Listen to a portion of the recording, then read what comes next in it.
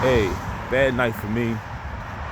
I'm definitely going to see if I can find a second little hustle or something similar to what I do. If I'm not successful with that, I will. I just may have to get like a part-time job. But I'm not going to burn the relationship I have with the app. I'm not going to curse them out or be like, "Fuck you guys. You guys are bullshit." Because I understand this is not a career. This is not like a real way to make money. And I said this in the video when I was talking about going through the motions, push it to the limit. You need skills. You need education. I'm sorry if I'm turning around a lot. That's because of if the bus comes, I want to jump on it so I can get home a little faster. But you need skills to get the things you want out of life. You're not going to really get that by just doing little gigs that are going to pay you shit. But in this video, I want to tell you things you don't do to somebody with OCD. Now, I didn't write this down. Things just popped up in my head as I'm walking. I like to just talk and apologize if I pause talking completely unedited. So first thing is, don't tell us that you think you may have it too because you wash your hands a lot or you stack things up straight.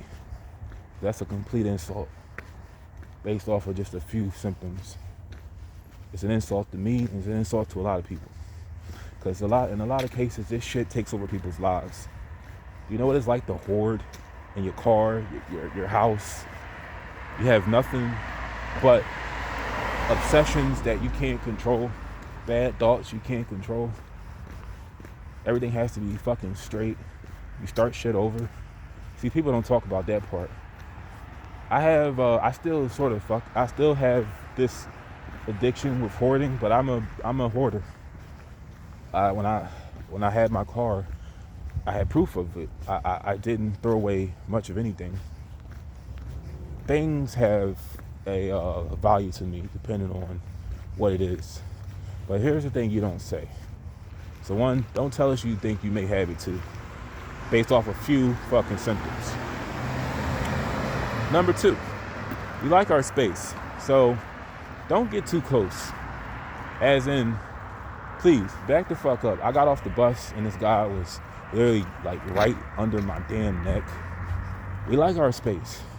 So give us some dick room. Give us some room to, move our elbows and our legs. We don't like people being too close. Number three, we like to be clean. So don't do anything that may be unclean to us. Like if you coughed in your hand, you spit in your hand, you sneezed, you wiped your ass with your hand, don't try to shake our hands. I remember this guy, what really, really triggers me is spit. If I consciously know you spit on something, I can't touch it. It's spit. Anything associated with saliva, I can't be around. So don't do anything that is related to saliva. Please keep it to yourself. Only if I'm dating you, that's different. That's fine. But please, don't do anything disgusting. Because spit is just so, I don't know how to explain it, but it just triggers me a lot. So that is, was that two things or three? Probably three. Another thing is, don't say that it's not real. Everybody does it. Like, I hate this. Oh, man, that stuff ain't real. They just made it up so they can make money. Well, I don't get offended when people say that, but some people do. You have to understand that it's not really much of what everybody else feels. Like, I get it. Everybody gets depressed. Everybody washes their hands. Everybody obsesses over germs. It's more of how it ruins your life. how it how it prevents you, how it hinders you from living a normal life like everybody else. Some people have to do rituals before they leave the house. Like me, since I live in a house now, when I lock the door, sometimes I have thoughts like, man, I don't think that door is unlocked, or man, I think the house is burning down. I don't think I turned off the oven. I don't think I turned off the stove. Man, is the water running? Is the fucking house underwater now? Fuck. Now we're gonna get evicted because of me. Imagine if that shit floats through your head. See, people that say, oh, I think I might have it too, because two little symptoms, because you wash your hands and you like things to be neat. It's a lot more than just that. I remember when I was about 14, I went to church, and I was sort of had to go at this point because I was going. So here's the thing. This is totally exactly what OCD is about. So when I was in the 8th grade, I thought I wasn't going to graduate. My mom was telling me, if you weren't going to graduate, they would have told you at this point. But I thought I wasn't going to graduate. So I started going to church. I started going, and I was telling God, hey, if I go every Saturday, because I was raised 7 day Adventist, please let me graduate. And as boring as its service was, and I went to a black church, and it's very boring. I can't get into all that singing, dancing, old ladies in the pews eating crackers, and got a nerve to want the communion after you already got the communion damn near 5 boxes ago. I always notice in black churches, there's always an old lady with a fruit basket on her head. She got a fruit basket on her head, and she's eating during service. She's eating crackers or she's drinking something.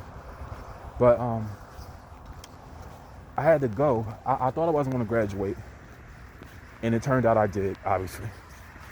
And when I was going to church after I graduated, I had these bad thoughts that my dad's now wife, because they got married, she killed my dad and my brother, and she was waiting to kill me when I would get home. Now it's not paranoid, schizophrenia, or anything like that. Can't believe I just said that word. It's not that. It's more of bad thoughts that just run through my mind, and I don't have a lot of control over it. I've been dealing with it since I was 6. Whenever I started cleaning up my mom's room really good, that's when I noticed that something wasn't right. But it got worse when I lived with his wife. When I lived under her rules, she was a real control freak. It just got worse and worse. I started vacuuming my room at 10 years old. I didn't like dust. I didn't like anything on the carpet. Everything had to be neat. But the older I got, the more I got into reading books and learning shit, the more messier I got. I was a hoarder. I became a hoarder in my 20s. I had these weird obsessions with trying to learn everything, trying to learn different facts, read and shit.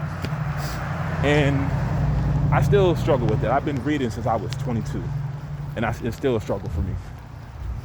But at this point, I really, and I kind of got off topic of the video, but don't try to compare yourself to people that live with this shit, because it fucks with us a lot. It's more than just washing your hands and being neat.